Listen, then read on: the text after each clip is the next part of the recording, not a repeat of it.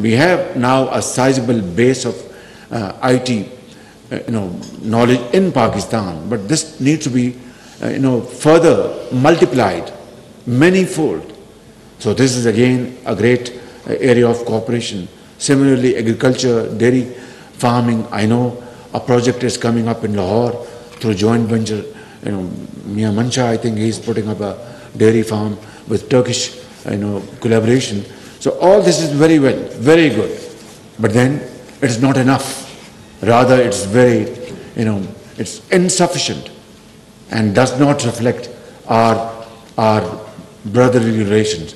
So let's resolve today. I've requested my brother, Trade Minister, that before we conclude this meeting, we must sign a letter of intent that yes, through our untiring efforts, we shall achieve a bilateral trade figure of $5 billion in 2 years to come.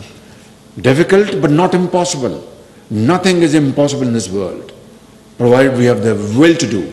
Honorable Foreign Minister has reminded me of this visa issue, and I want to tell you, categorically that we will, inshallah, resolve this issue, and visa will not be an obstacle.